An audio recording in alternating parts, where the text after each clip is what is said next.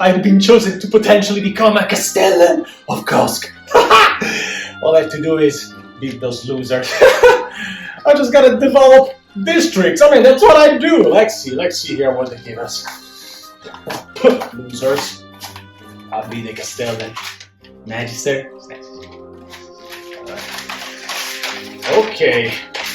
Easy. Stone, wood, magic. Got it. Okay, you. Sir, place some stone right there. Yes, right. sir, yes. Yeah. Get me some wood right there. Yes, I haven't even started yet. I'm so gonna be excellent. What is? Can be. My mom. Wait up. It's not my mom. My wife. It's even worse. All right. Honey. Sir. It's a little, What else, sir? Wood. I'm a little yes, busy sir. right now. I'm competing. Oh, I started building. I'm competing with those guys. Please. Sir. What else, sir? Groceries? But I'm in the middle of becoming a Castellan. Fine. Sir, what do you, sir? What is it? What Sir. Okay. Sir, what do we do, sir? Yeah, wood. Yes, yeah, sir. Yeah. Wood. Sir, yes, sir. Okay. I don't know about beans, All right, yes. Sir. Wood. I said wood. Yeah, but yes, what about stone? Whatever. Fast. Yes. What else? What about stone? Mother? What? Sir. What has my mother to do with that? Only wood? No. Building the What? home? In a minute. Wood. Keep putting wood. Oh my God. What? Oh, honey, I think that maybe instead of groceries we should pack. Yeah, I'm not anxious to see the Duke anymore. Pack, please, pack!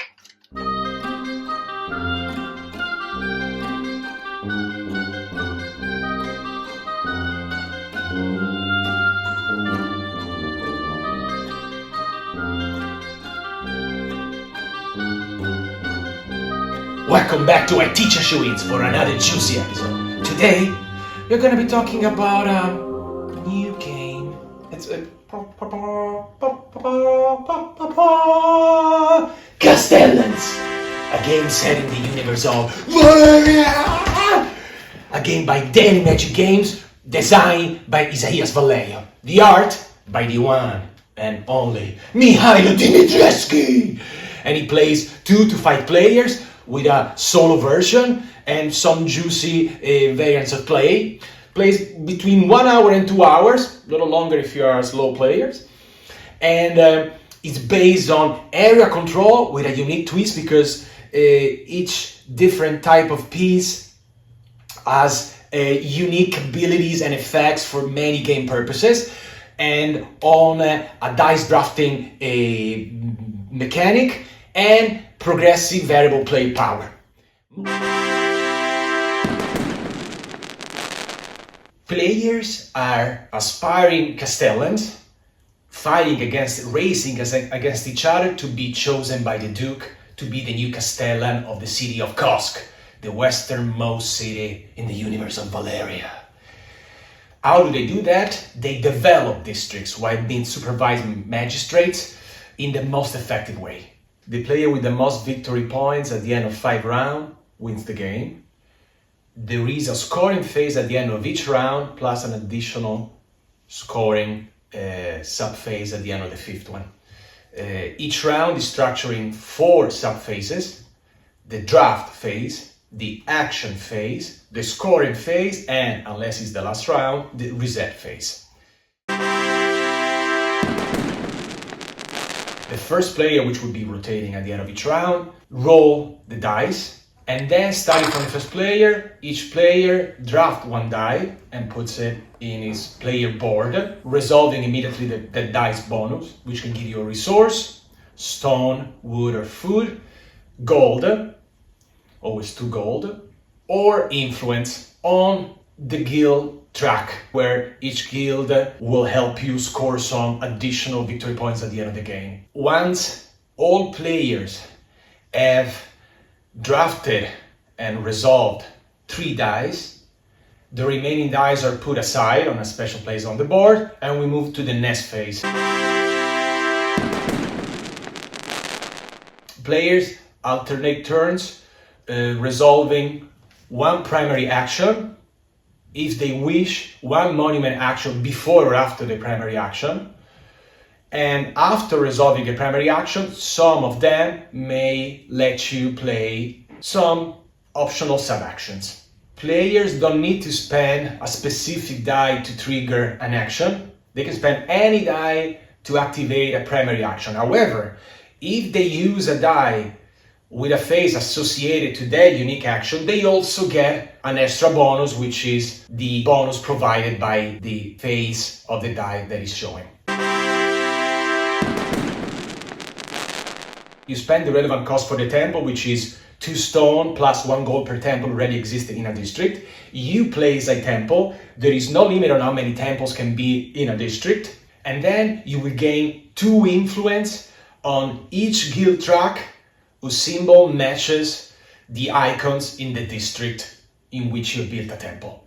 Temples give you 1 control point at the end of each round for the purpose of assessing the control over a district. Similarly to the temple action, you spend the cost. 3 wood plus 1 gold per manor already exists in there. Then you place the manor. By doing so, you unlock a specific unique power on your player board. That's how you get progressive variable player powers. That is one of the ways. And the manor will be worth 1 control point in that district for the purpose of assessing control over it at the end of each round.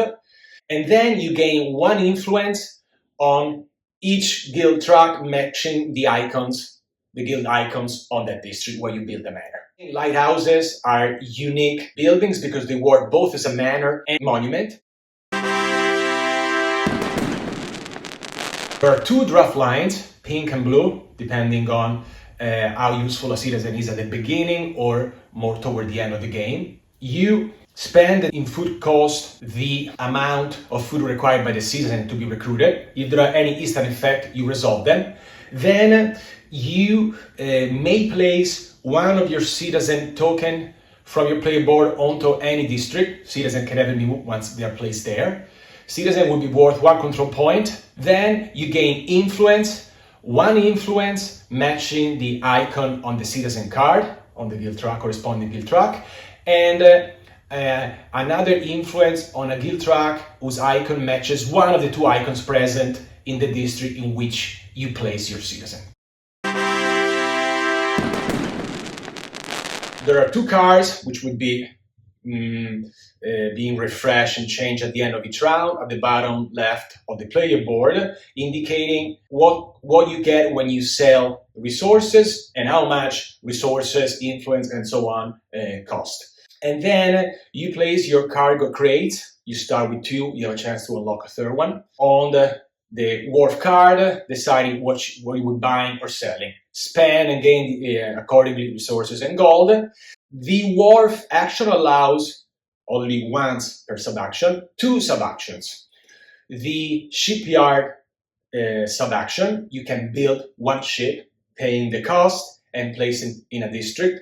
The sail sub-action, you can move 1 sail by spending the corresponding amount of gold into any other district. Why? Because once placed, ships are worth each 1 control point in a district. Allows you to collect again the 3 rewards associated to your dice.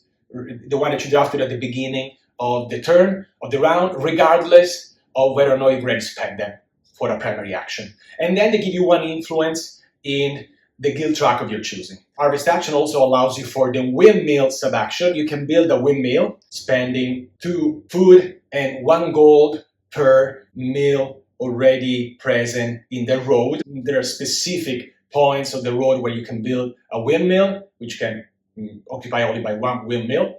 The windmill works as a half a control point on both districts adjacent to the road where it's placed. Before or after any primary action, you can always perform 1 monument action. Spend the cost in gold and place 1 monument. It is important to note that monuments do not give you control points, with the exception of the lighthouse, which also works as a manor. So the first monument is the gate. The gate costs 8 gold. You place it in one of the limited spaces that can be occupied only by one gate at a time, and it gives you 2 influence on a guild track matching one of the icons present on one of the adjacent districts, and the gate at the end of each round will give you 1 victory point per citizen of both adjacent districts. Then we have the War Tower. It costs 7 gold. It's placed in a limited space within a district. It gives you 1 influence on one of the 2 icons shown in the districts in the corresponding guild track. And then it will give you 1 victory point per any manor of that district of any color at the end of each round. Finally, the statue. It costs 6 gold. It gives you 1 influence in one of the 2 icons shown in the district, the corresponding guild track. And it gives you 1 victory point per temple in the district in which the statue is placed at the end of each round. Finally, as I said, there are 3 monuments plus the special one that is also a manor, the lighthouse, that, as I said, you can build as a manor with the manor action, and it gives you 2 victory points per ship in that district at the end of each round. Then we have the scoring phase. First, we score based on a rotating area scoring system, the 3 districts that which we score on that round, based on control. The player with the most control gets 6 victory points, second 4, third 2 victory points, and the other players don't get anything. In this game, for 2-3 player count, there is an automa with green keeps, which were for 1 control point that will be fighting against you. In case of a tie, players split the rewards. Then after scoring for control of district, we score for monuments. Then we score for the wharf card. Whoever has a majority of cargo crates, 3 points, second player 2 points, third player 1 point.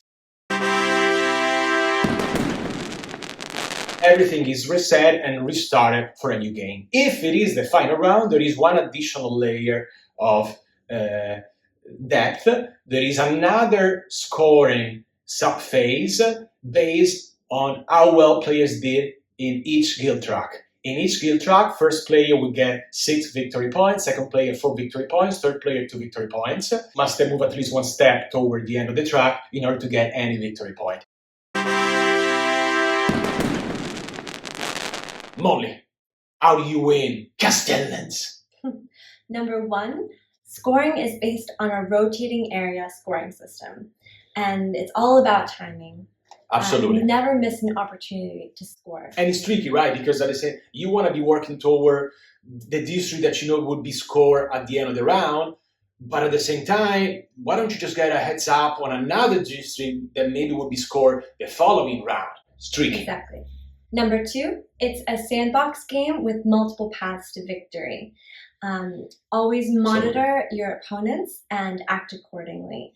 For instance, build and move your ships to add flexibility. Yeah, that's a good idea. Ships give you flexibility because they each give you 1 control point, but they're not stuck like other buildings in a specific district. They move around, and accordingly they can help you shift things in other districts. Absolutely. Yes.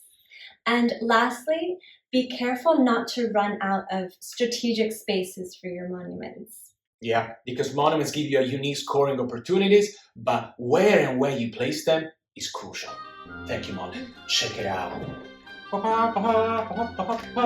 Castellans, set in the universe of Valeria!